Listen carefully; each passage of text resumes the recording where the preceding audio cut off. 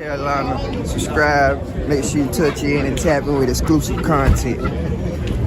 You see, you know, when you see all the back and forth with Eazy and things like that, and just in terms of, like, we don't know what's going on with their contract. That's, you know, that's his business. But just in terms of YouTube drops, you being a person who had multiple YouTube drops and also battle on the other leagues, you got the freedom to, you know, pretty much do as you please.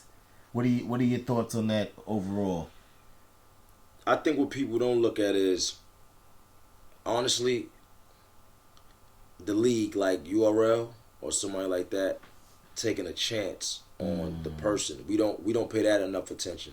So to be real with you, we didn't know Eazy was gonna be Eazy. We didn't know Geechee was gonna be Geechee. Nope. You know what I'm saying?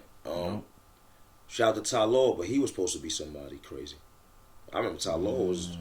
I see what you're saying. You're taking a chance, no matter how you put it. I see what you're saying. So you can't look at it like Eazy looking at it like, you know, or people like, now I'm here. Yeah. But when you play in the NBA and you first come in the league, you sign like a 5-year contract to get the minimum. The minimum, yeah.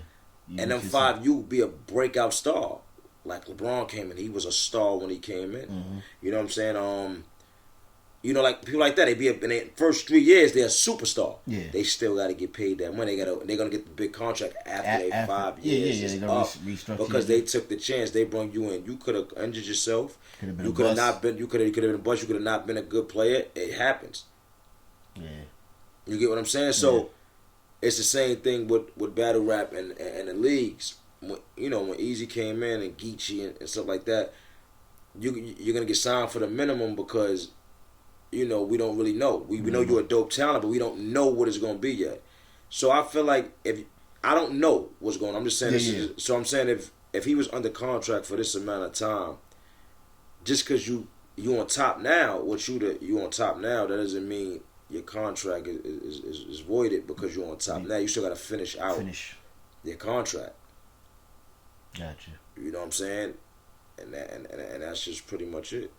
Now, in terms of like YouTube drops, because you know that's obviously his main his main concern, and not just for Eazy, just in general with the the battle rap. You know, what do you think about the, I guess, YouTube versus the app? That's the argument now. I look at it both sides. Okay. Of course,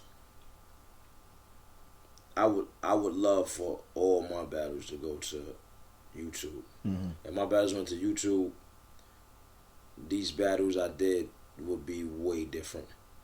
You get what I'm saying? Like, it's more open on YouTube. No, that is very, very true. We're not gonna get a ceiling, so we ain't gonna get all right. I like this person more, so I'm gonna. I'm gonna, 100%. YouTube, you're not getting that. You're not getting that. Yeah, it's a whole world. Right.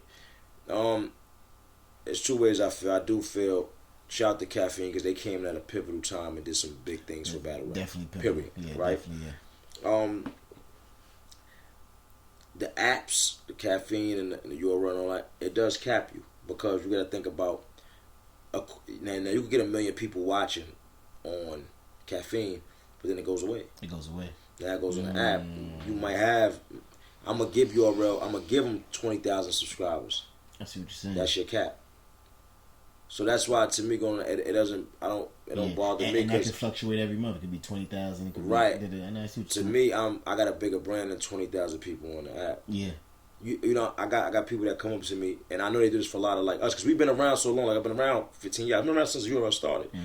So I got people that come up to me like, damn, nigga, you ain't battling a minute. Nah, you always hear that. You've been with me playing time. They be like, yo, the last time you battled, because they been here. I'll be like, yo, I just battled in August. Yeah, no, 100%. 100%. A bunch of people, you know, and matter of fact, when we was with Jai and Omar Epps, he said, "Yo, listen, this is me saying this. Yo, put the shits on YouTube." Somebody with money, he telling you that. Yeah, but that's one aspect to look at it. But from the business part of it, we understand. You're not making no bread on YouTube. That's how they feel. That's how they feel. Yeah, how they they making more bread on the app and giving you the content on the app for the people that's dug in and supporting for the app. So me being a businessman, I look at it like that way too. I can't just look at it like, of course I want you on YouTube. Yeah. So the way I look at it is, you got to build yourself up enough to where you can negotiate those things. That's all. in terms of the battles. Yeah. And I say for the leads and things, for URL, I just think it's a little bit of balance, a little bit more trailers, and definitely at least one of them big battles. But I think more something to drive the people to the app, because it's just sitting there. It's a lot of subscribers over there.